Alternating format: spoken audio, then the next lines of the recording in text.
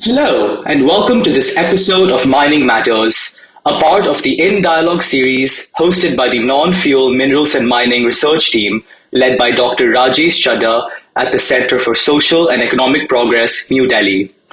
We invite experts from India and abroad to discuss how India's mining sector can become a catalyst for economic growth and development, ensuring fair and sustainable mining practices for the environment and affected communities. Hello, everyone. Welcome to the sixth episode of the In Dialogue series, Mining Matters. The topic for today is resource federalism and mining, need for central state cooperation. I am Karthik Bansal, research analyst with the Center for Social and Economic Progress. I'm a part of the non-fuel minerals and mining team at CSEP. We concentrate on looking at mining policies from the perspective of economic development as well as welfare of communities in mining affected regions. I'm joined by S. Vijay Kumar from TERI. Thank you so much for joining us today. S. Vijay Kumar joined TERI as a distinguished fellow in November 2013. He's also India lead of the Food and Land Use Coalition. Prior to that, he was a member of the Indian Administrative Services and has worked at both the center and state government levels. He has served as a Secretary of Ministry of Rural Development 2012-2013 and as Additional Secretary and Secretary Ministry of Mines 2008 to 2011.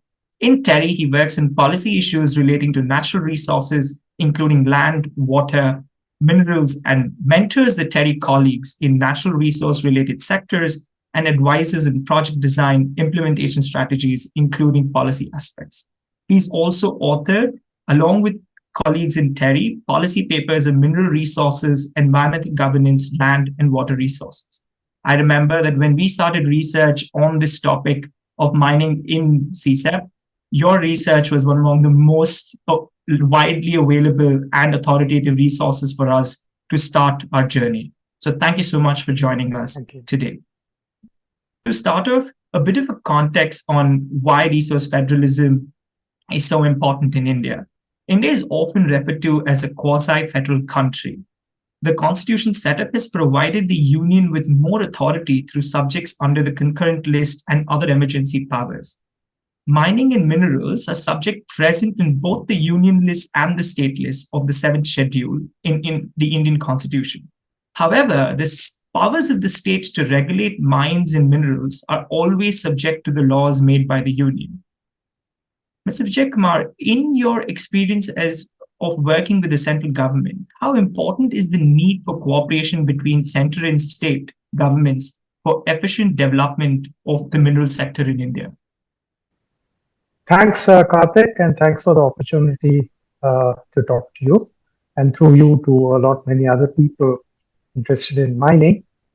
Well, to answer your question, it's enormously the system wouldn't work if the central government and the state government didn't constantly engage with each other in a cooperative way. Let me start by saying that though this is commonly not known, apparently, the minerals on land actually belong to the state governments. And the central government actually is a kind of regulator or institution for oversight, because the constitution in the 7th schedule gives power to the central government for regulation and control of mineral development. And the state government has the residual power for mineral development subject to the law made by parliament. So the minerals belong to the state, but the central government has regulatory powers.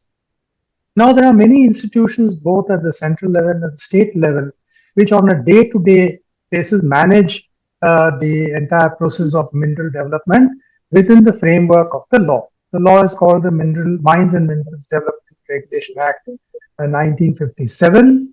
There was an earlier act of 1948, but that was very minimal. The 57 Act is the current act, which was extensively amended in 2015. I think we can go into it a little later. But that act provides very specific rules for the central government and state government. But those roles can best be performed if the two governments and the institutions under them work together. the central government has excellent institutions under it. The Geological Survey of India, which was actually founded in 1858, and the Indian Bureau of Mines, which spun out of the Geological Survey, I think somewhere in the 1960s, which does the regulation of the mines once the mining work starts.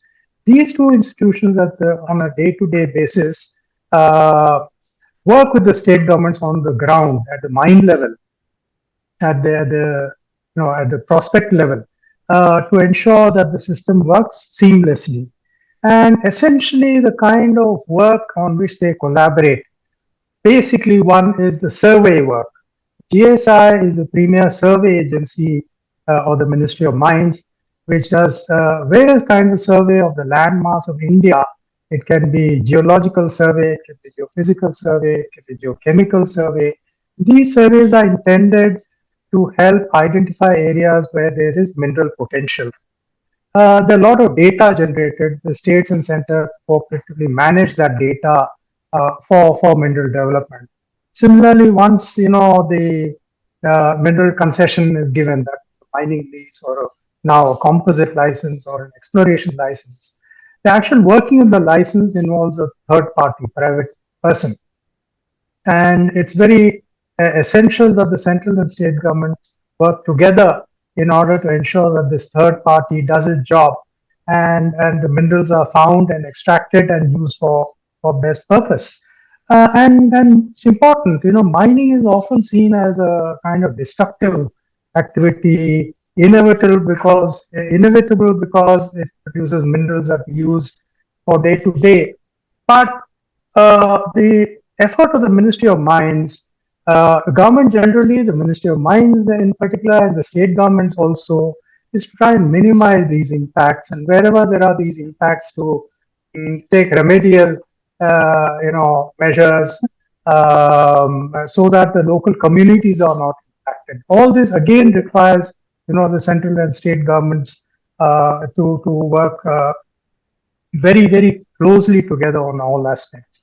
So, and I remember when I was in the Ministry of Mines, we used to frequently meet with the state secretaries of mining, and whether it was collectively and of course individually, and we had an excellent relationship, and that's what makes the entire mining system work. So, Vijay Kumar, that brings me to my next question, which is maintaining these relationships with the states can also be tough. What we wanted to understand as well would be, what are the challenges you incorporated in bringing together the different views of different mining states when framing regulations at the central level? Well, as I said, the basic law, the Mines and Minerals Development Regulation Act, is a given. Of course, it was very structurally amended in 2015, and the earlier system of grant of concession based on first in time was changed to one of auctions. Under the and the law has been subsequently amended several times to make things clearer and to lay down some missing steps in the middle, so as to make the mining system work more smoothly and seamlessly. But under the Act, there are several rules, and you have the mineral conservation rules. You have the mineral basic mineral rules which govern the way the mining is done, the mining plan is prepared, the mine closure takes place. And then recently now under the auction process, you have various rules regarding evidence of mineral contents and so on. Now, the law, when it was made, was obviously discussed in Parliament, and at that time the state views would have been taken. Even now, when the amendments are done, generally the law is put up publicly and comments are invited. States are in particular requested to give their comments and suggestions. All this is taken into account when the law itself is made. And the same applies when the rules are made, because the rules don't go to Parliament. The ministry then consults the state mining departments and frames the rules. So, while the Act where the Act and the rules themselves are concerned, it's now been sort of written in stone. but it was done after consultation, and therefore, unless facts have changed on the ground very materially to the disadvantage of a particular state, it occasionally happens. There is no call to actually change the act and the rules. What really is sometimes an issue is in the actual working of the act. I remember when I was in mines, the old act before 2015 was there, and to be frank, we had problems with the states because the law as it was said that private companies can.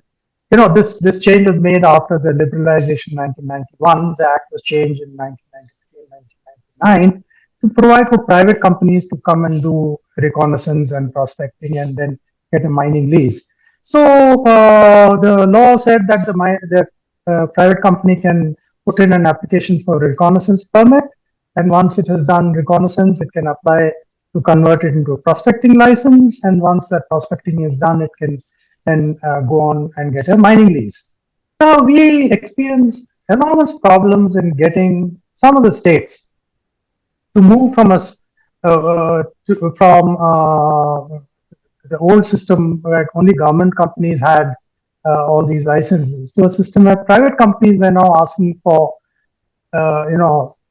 permits, and the state government often just sat on the applications. Several of these companies had to go to court in order to get that resolved.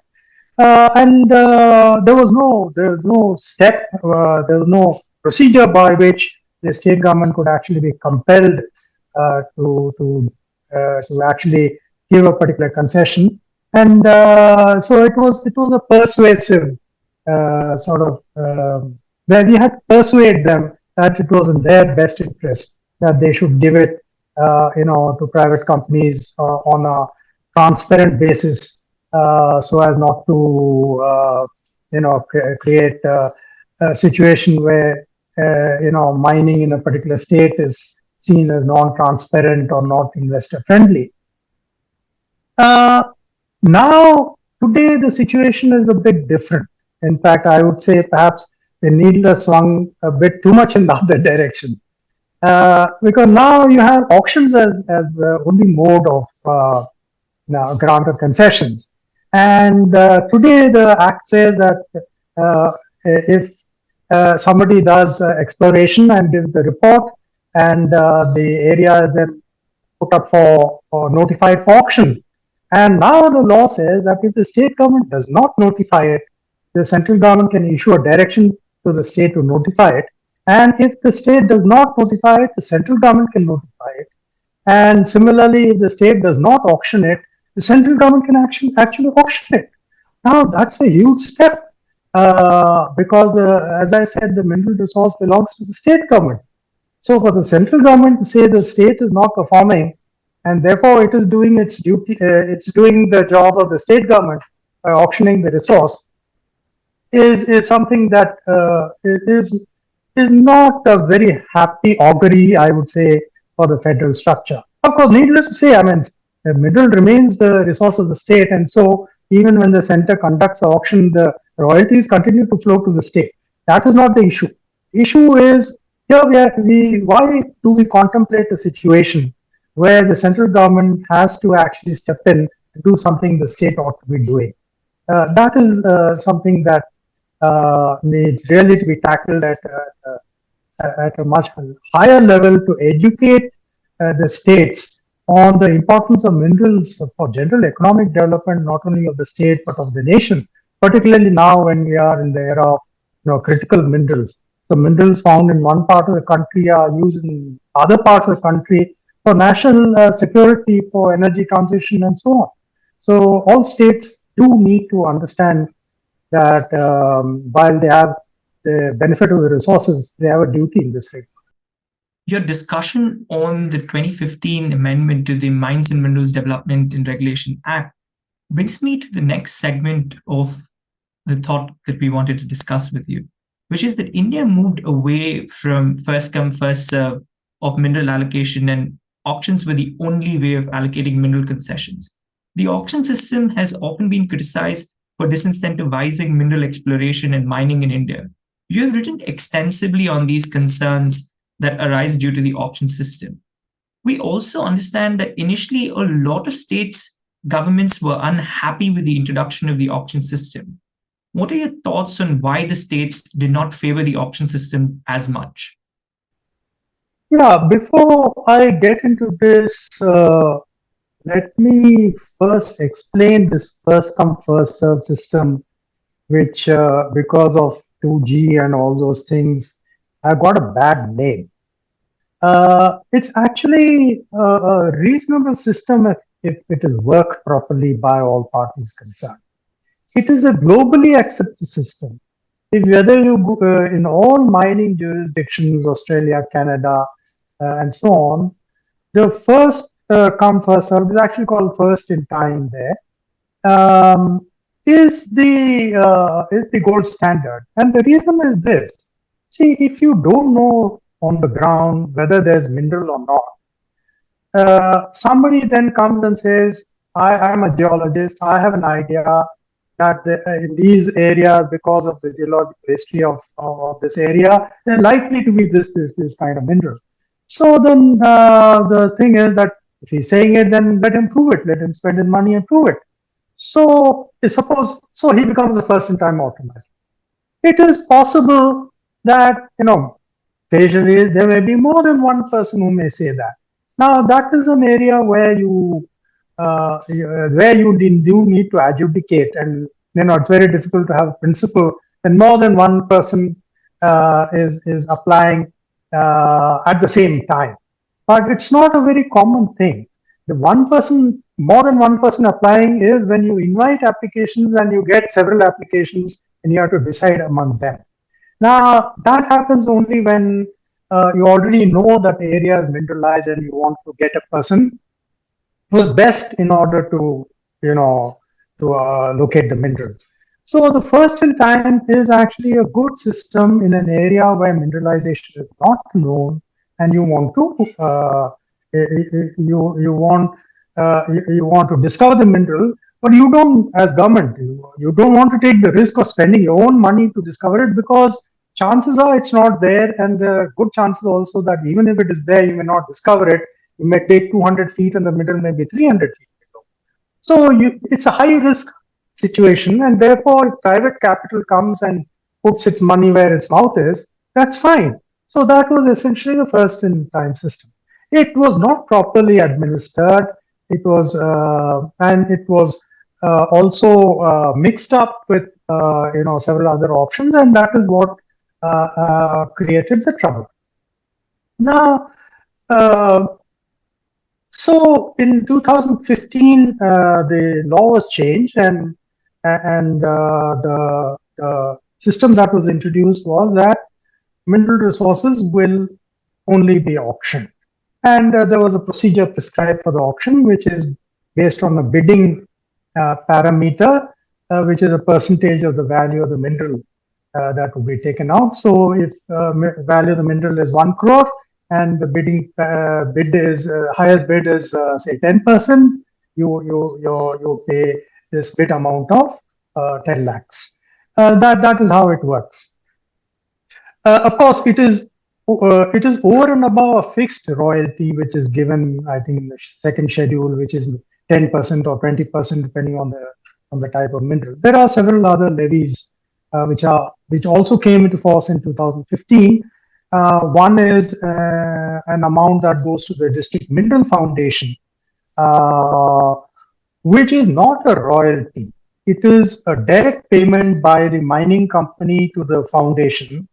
And you can treat it as a kind of compensation for the destruction that may have been caused and the inconvenience that local communities are put to, and also putting aside some money to for the restitution in that area, and bringing the area back into shape for productive use. So you have three revenue streams actually: the auction amount, the basic royalty amount, and the amount going to the District Mineral Foundation.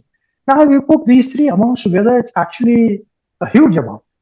The reason is that out of some kind of irrational exuberance, when the initial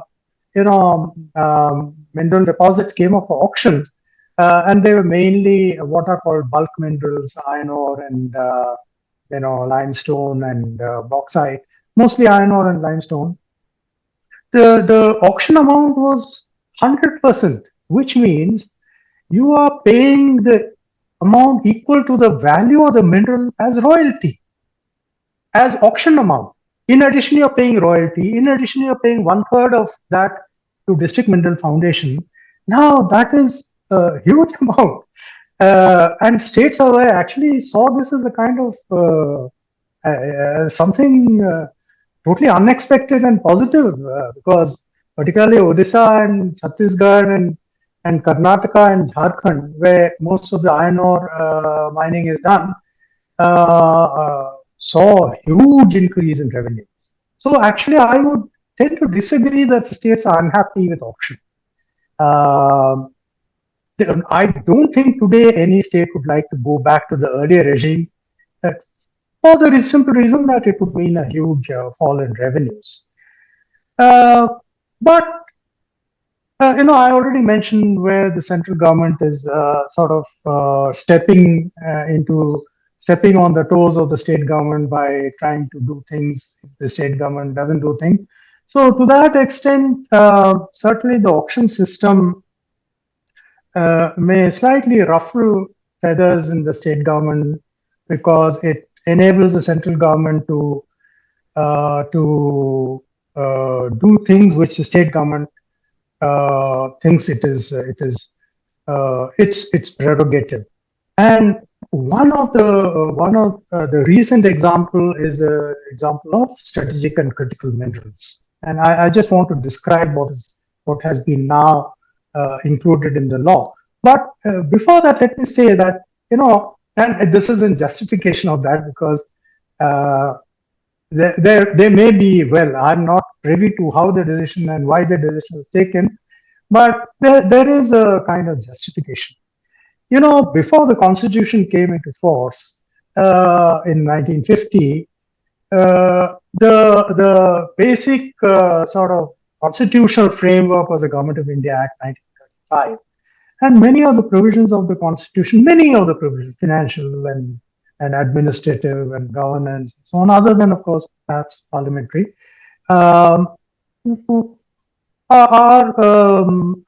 you will see similarity between the Government of India Act and the 1950 Constitution. And one of the things that was there was the equivalent of the 7th schedule, where there was a distribution of subjects between the center and the state. There was a central list, there was a state list, and there was a concurrent list. In fact, this system, I think, if my recollection was there even in the earlier Act of 1919, Government of India Act 1919, which was based on the Montagu-Chelmsford reforms, where for the first time there was a federal list and there was a provincial list. Now, in the 1935 Act, in the central list, there were there was a provision which said which allowed the central government to control and regulate mineral resources and oil fields, and of course mineral oils. And there was a corresponding provision in the state list which said that subject to the federal control, the states have similar power for regulation and control of mineral resources and oil fields. This is an important point. In the 1935 Act, the state governments had some control on oil fields. Oil fields was omitted from the state list in the Constitution 1950.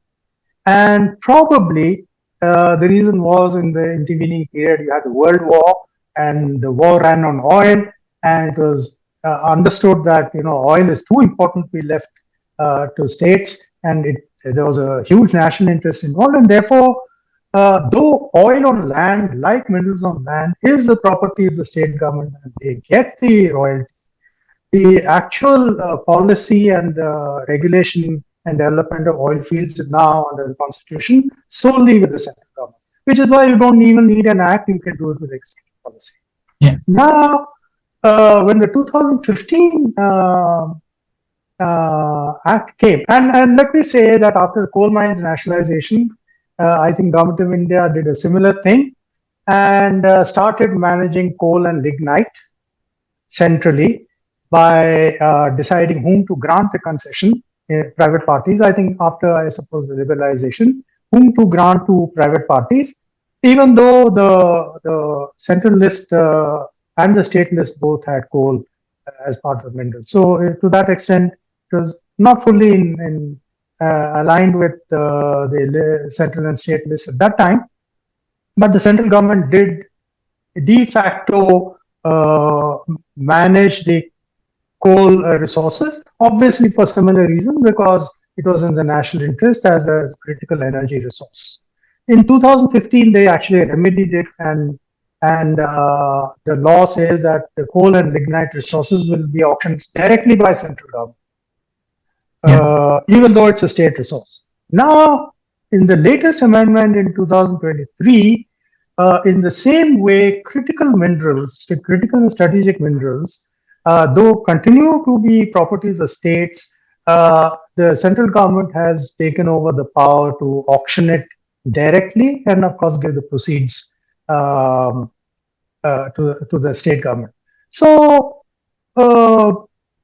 therefore, while the states are not unhappy,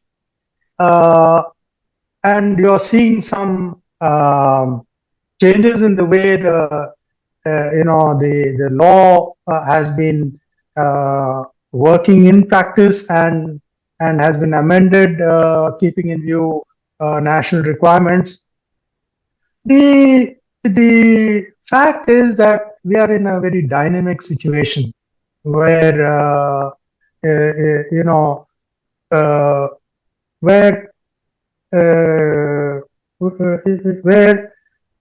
the success at the equilibrium will be set at a point where both parties, center and states, are adequately equipped to discharge their duties, and then no further change is required at either end. And essentially, I think that means massive increase in the capacity, technical capacity of the states to manage this entire process.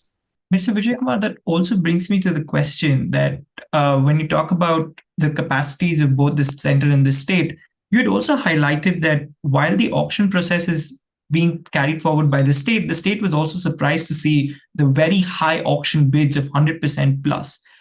Do you think that the auction system has then ended up really creating an efficient system at the state level, wherein the states are actually benefiting in the manner that they should, when high auction bids have not resulted in actual mineral production because companies are just sitting on these mines for a really long time? I would certainly say that auction is a very transparent system. No doubt about it. I mean, whatever you auction, you auction. But whether it is fair and objective depends on your point of view. If the purpose of auction is to maximize revenues, then certainly it has succeeded perhaps too well. But that's fine, I suppose. But the real objective, I think, of the law and of the operation of the law, in addition to transparency, which is an accountability issue between the government and public and parliament and so on, and other stakeholders, is to see to what extent the larger national mineral policy is being subserved. Because it's the national mineral policy that is a mother document. And the law is actually supposed to be framed in furtherance of that policy. And we really have to examine whether the law as it is operating in practice is subserving the policy, and if not, what is the reason, what needs to be done to sort of improve its working. And I would, for that purpose, suggest that there are three, uh, main objectives of the Mineral Policy 2019, and it's more or less the same in the earlier policies, 1993, 2008, and so on. And one is, of course, to locate the minerals that we are supposed to be having. And here, if I can just digress for a minute and explain why we think that we have minerals, and therefore it's important to to locate them. India is today in the northern hemisphere, but actually it has migrated over millions of years from the southern hemisphere, where it was actually a larger landmass along with Antarctica, Australia, and part of South Africa. And during the initial period of evolution of the land masses, maybe 2.5 billion years ago, and onwards, huge changes took place in the geological formations. Iron ore was laid down from shallow seas at one point in time. Then, at another period in time, huge forests were laid down, and they were covered with sediments and became coal. Then there were, volcanic events, tectonic events, which helped, bring out other minerals, which today we call base metals and critical and energy metals, like copper, or the rare earths and so on. And each one of these sets of metals and minerals are laid down in a particular geological period of time in a particular geological environment. And the geologist's work is actually to understand uh, at a particular place what was the geological history of that place, and whether therefore there is likelihood of minerals to be there. So on that basis, that the geologists feel that different portions of India are prospective for minerals. There's an area of obvious geological potential, which consists of ancient land masses, which are called cratons. So you have the Dharwar Craton, the Basar Craton, the Singhbhum Craton, the Bundelkhand area, the Aravalis area. These are all highly prospective for different minerals. Some of them are superficial like coal, some of them are superficial like iron ore, but some of them are deep because they happened in an environment of volcanism and tectonism, and so they occur at depths 200, 300 meters or more. So the task of locating these minerals is a very complex task. It requires very high technology. I mean, we use the equivalent of CAT scans and MRIs to locate some of these minerals. Certainly, we use geophysical data which are gathered from satellites, hyperspectral data, or drones, gravity imaging, magnetic, electromagnetic. All these are put together. Huge amounts of data are put together in order to locate this mineral. So really, one of the major tasks of this Ministry of Mines and Geological Survey of India, and to some extent the state government, is to continuously gather the data and make it available so that anyone who has an idea can look at the data and then do exploration at his own cost and hopefully recover minerals. The best mineral finds have been found all the world over, including diamonds, in this particular way. So this is the first point, locating minerals. This second objective of the policy is to attract technology and investment flows for this particular objective. I mean, it's no use knowing that you have mineral potential on your feet if you don't have the technology to be able to locate it precisely and take it out. And third is, once you have these minerals, you will actually be able to exploit it in the national interest. Many countries don't use the minerals they produce, they simply export it. Even Australia exports most of its minerals. It's the biggest exporter of lithium.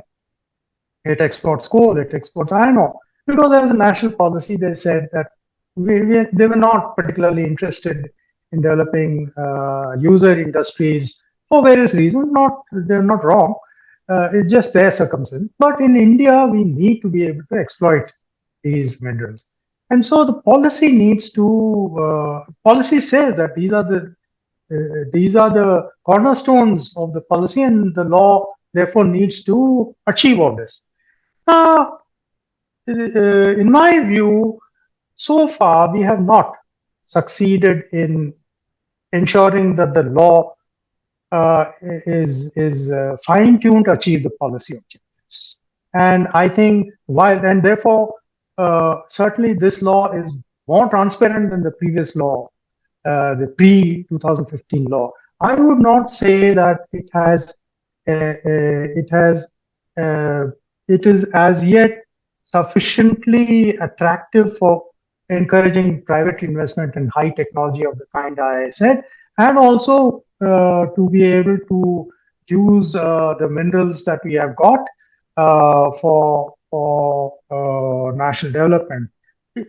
And just as an example, I'm not saying that they are the last, they are the sort of final authority on this, but there are many private research institutes the world over which do relative ranking of countries and jurisdictions, even states, based on that mineral policy attractiveness. So they look at what is the national policy, what is national law, how does it operate, and how beneficial would it be for a private investor to go in and explore there and make money? Because after all, I mean, let's face it, nobody spends money unless they want to make more money. So you need to be able to do that.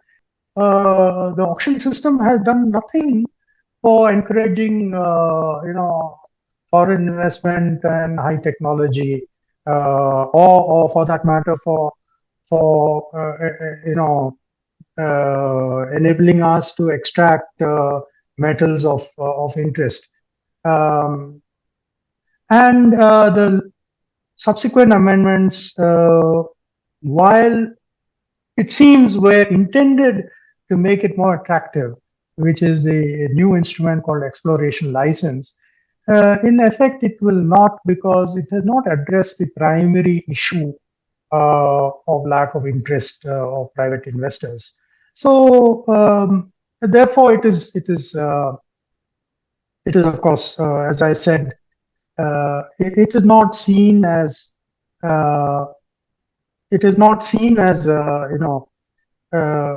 as having the policy today is not seen as attractive enough to bring in outside players and expand, to expand the cake. There are two ways: you either cut the cake finer and finer and distribute it, or you try and grow the cake. And the whole point to grow the cake means find more minerals and produce more minerals, not by digging the same thing more quickly, but by bringing out more minerals and discovering more minerals and bringing those out. We have not succeeded in making huge new discoveries, particularly base metals, noble metals, platinum group of elements, rare earths, technology and energy critical minerals. And some of these metals actually they don't occur separately. It's not that molybdenum will occur there and rhenium will occur here and selenium will occur there. They're all mixed up. Co-products. And very often the co-production involves a lot of research. Even after finishing mining, you need more research to be able to separate these metals out. A lot of physical, chemical processes are required. A high chance of failure. A lot of money is required. Investment is required. So you need investment for exploration, and you need investment to able to develop the processes to extract some of these strategic and critical minerals out of the ore. And in both these areas, the policy succeeded. Now, I want to add here one other issue which is related to fair and objective and transparent. There is a common perception that, of course, auction system on its own is fine. I mean, if you want to be transparent, nothing like it. It's just that auction is not the common system for in the mineral sector. Very few countries, certainly none of the major mineral producing countries use auction as a system, because while it is efficient in deciding who should mine, it is not at all efficient in attracting fresh venture capital type investment, high risk, high reward investment in finding more minerals. one thing to mine something and get more revenue out of it. Another thing, one thing, to sort of take all the eggs from the golden goose. Another thing to have more golden goose. So the need to have more golden goose means more investment, and that we are not able to do.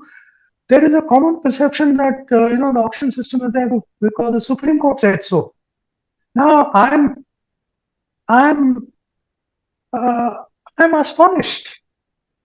Certainly, the Supreme Court in the auction in the 2G spectrum auction case said something, but spectrum is not firstly it's a central resource. Secondly, it's a different type of resource, or not a natural resource, physical. It's not a physical resource. It's an electromagnetic resource. In the case of natural resources, in 2012, the then government actually made a reference to the Supreme Court under Article 143(1) of the Constitution of India, where it's like an advance ruling. You have advance rulings in income tax where before you do something, you want to play safe, so you check with the income tax guys. If I do this, will I be liable? So, like that, a presidential reference was made, asking the Supreme Court for its opinion whether auction was whether auction was the best or the only or the most desirable way of for managing the natural resources. And on September 27th, 2012, that the Supreme Court actually gave a opinion on the point raised by the government. And I want to actually quote just that one small para. This is opinion on presidential reference number 1 of 2012, opinion dated 27 September 2012, para 130. The court says, and I quote, a fortiori, besides legal logic, mandatory auction may be contrary to economic logic as well. Yeah.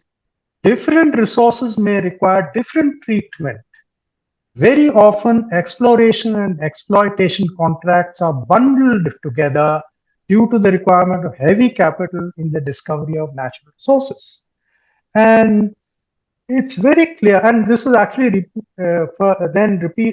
same thing was then sort of said by the court in a writ petition decided in 2014, where they approvingly cited from this reference and then went on to decide the case, saying that there's nothing in the Constitution which says that auction is the only mode of disposal of natural resources, and that the public good is only subserved if you auction the resources. There may be other considerations as well, and the economic development of the country is the most important thing to do. So it's very clear there's nothing which other than when the best interest of mineral development that is needed to guide the law. And if the mineral policy has already said you need to attract private investment, I think we do need to look at the law to see what is the hindrance that is preventing this from happening. Mr. Vijay Kumar, some of the opinions that you shared with regard to the concerns on the interpretation of the Supreme Court judgment and the new exploration license system that also may not be able to answer the question of incentivizing exploration is something that the CSEP study on incentivizing exploration has also tried to look into and detail. It brings me to a more recent change in the federal structure of the Indian Constitution, the federal structure of the mining landscape that's taking place, which is regard to the taxation and the power of the state to levy taxes. In July 2024, the 9-judge bench of the Supreme Court held that royalties are not a form of tax and state governments can levy additional taxes. The court held that the state governments could separately tax the mineral deposits, land, and also tax the mineral rights. The judgment was applied retrospectively, despite the union government disagreeing that it should have retrospective effect. The judgment, however, is an important step. It does recognize the constitutional powers of a state to tax mining land and minerals independently of the union.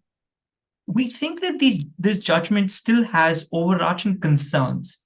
What do you see are the possible impacts of this judgment? Well, I'm actually a bit surprised and puzzled. Um, to me, it seemed fairly evident that royalty is not a tax. I mean, as in common parlance, I mean, you have royalty for books, you have royalty for IPR, etc., etc. Clearly, if you apply that simple definition, clear royalty is a kind of fee that you charge for someone else using what you possess. And that's exactly what a royalty is in the case of mines. The mineral deposit, if it belongs to state. By the way, the law, now I think there may have been some change, but the earlier law, 1957 MMDR Act, actually had a chapter relating to the case where the minerals do not vest solely with the government. In other words, the Act contemplated that the minerals may not necessarily belong to the government. It may belong to private people. And it provided for how to dispose of minerals in such cases and the consequences.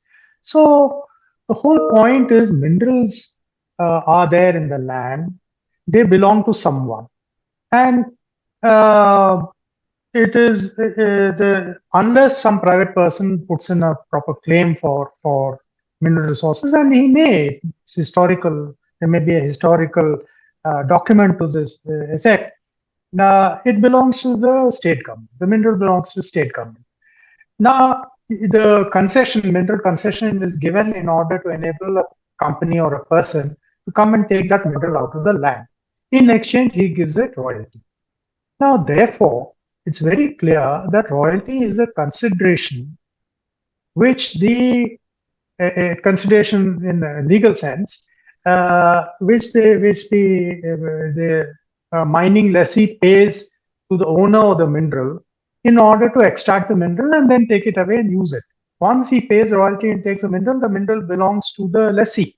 The person must pay the royalty.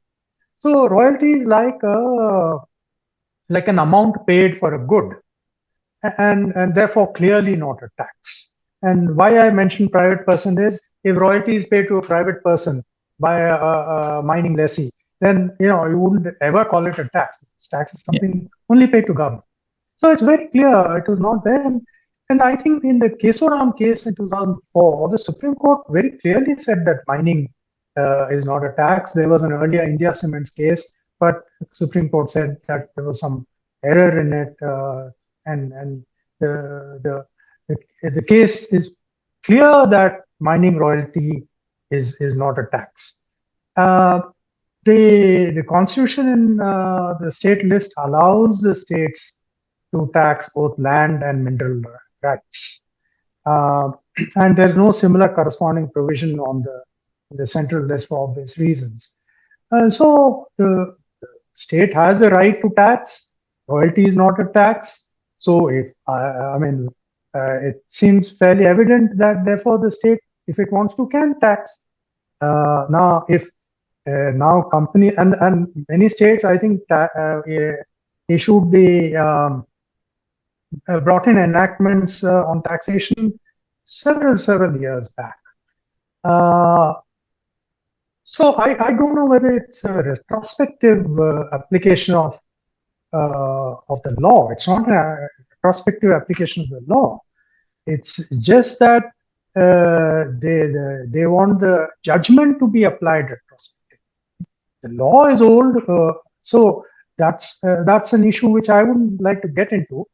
But the point is, once the taxation law had been passed by the state, and given the Kesoram judgment, which I'm sure the mining companies should be well aware of, I'm a little surprised that mining companies did not think that this was an overhang for which they should make a contingent, liability in the balance sheet. Mineral is it's not a tax, and state has the right to tax. Therefore, taxes You may not like it, but you have to pay it. That should have been the advice of the legal people within the company, and therefore the company should have made it. Now they haven't. If they haven't made it, well, they have to sort it out. I think they've got some 12 years in which to make staggered payments and so on. But going forward, now it has to be paid. Now the issue is perhaps you look at all the imposts that are coming on the poor mine,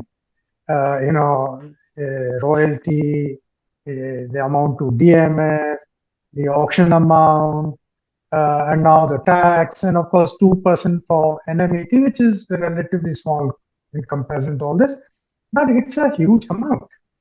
And it's not a good thing to overtax minerals. Minerals are the basis for, they are a driver of the economy. A huge section of the economy, manufacturing and services depends on minerals.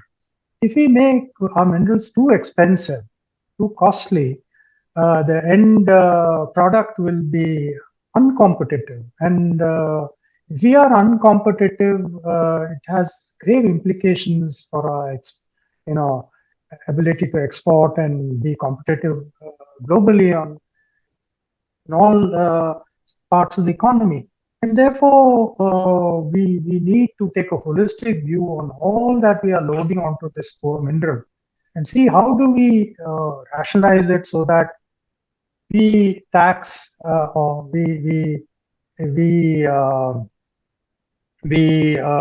do not sort of kill the golden goose in this process. I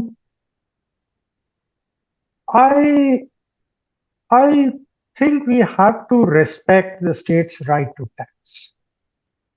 It's constitutionally given. As I said, the auction is not given. And the Supreme Court has said nothing in the Constitution says you have to auction something.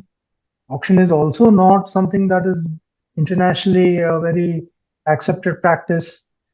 Therefore, given the entire range of imposed royalty, auction amount, DMF, and this, it is an auction which, to some extent, is the odd man out.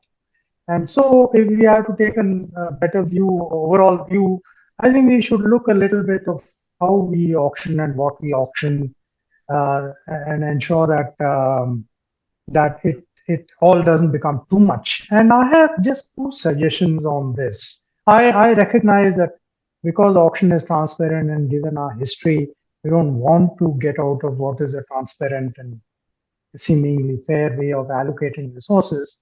I'm setting aside for the moment the fact that it's not attracting investment flows. That is a problem that needs a separate solution. But I think the immediate problem we need to solve is the irrationality of the auction amount, where we are paying 100% or more for the value of the mineral as auction. I think it's two things that perhaps we can quickly do. One is, some of the high auction premia is coming because the mines are classified as captive or non-captive. And so if it's a captive mine, you're giving it to A, that means definitely B, another steel producer or cement producer, they're not going to get that. So a cap by making a resource captive, you are actually creating anxiety within the industry that the other person's assets may get left stranded without raw material. The global best practice is to have a free market for ore. Whoever is a miner, let him produce all the grades of ore that is required by all the industries that consume that ore. Different people pick up different grades of the mineral. Somebody picks up lumps, somebody picks up high grade fines, somebody picks it up and makes pellets and gives it to somebody else. All kinds of things should be possible. All kinds of things should be done. It will firstly, of course, ensure best use of the mineral resources. Two, it will reduce the irrationality of bidding based on an anxiety that the resources are scarce. So not scarce, but they've been artificially made scarce by this partitioning between captive and non-captive. So this is one thing that I think needs to address. The second issue that needs to address is the bidding is a kind of, today I would say, near blindfold bidding. You're bidding for composite license at what's called G4 level. Now, G4 level is a very preliminary investigation of the mineral occurrence to establish the geological content. And really speaking, you need to explore to what is called G3, which means more drilling and more chemical analysis and so on. And also, you should actually, to some extent, at least do a pre-feasibility study and an economic feasibility study to see whether that there is something in that find that is worth spending more money. So there is a UNFC system, classification system for mineral resources. So you should actually do a G3 study to, maybe 333 level here in the EFG axis before you auction it. Then when you auction the composite license, the person who's bidding knows what to expect.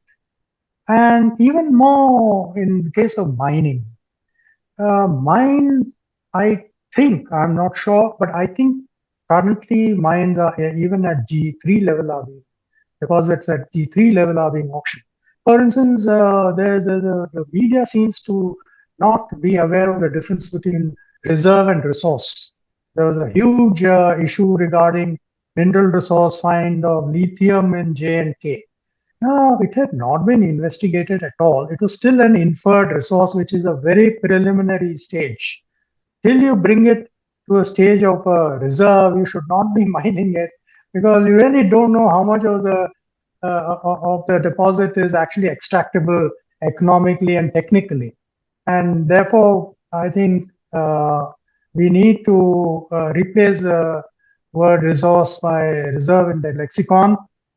And mining leases, if they're auctioned at G2 level 222 or 223 or 322, then the person who's mining will know what to expect, and the bids will be rational. It can be even higher. I mean, if you establish that the mineral contents are high order, you get a better bid. The point is, the bid will not be irrational. One problem with the irrational bid is then the mine doesn't actually start, because when they take the mine and go into the details of the data, they may not want to open the mine because exploiting it may involve very high cost, which may not be the current price of the mineral. So it's very important that the auction amount should be cooled down to realistic levels, so that the sum total of the royalty plus auction plus this tax, whatever it is reasonable.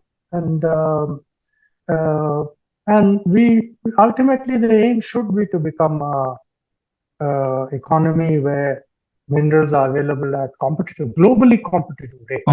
That's very important. Yeah. This brings us to our end of the episode here. Mr. Vijay Kumar, this has been an enriching experience for me as well, and I'm sure for the listeners as well. Not just from understanding what happens behind the scenes of policy making, but also that policy making is harder job when you're looking at so many factors, which includes the state level perspectives, the industry perspectives, but also that policy making needs to be corrected, and there are other factors that policymakers need to look into. Your views will be very helpful for researchers like us moving forward. We thank you for joining us in this conversation and hope you have a pleasant day. Thank you so much. It's been very enjoyable.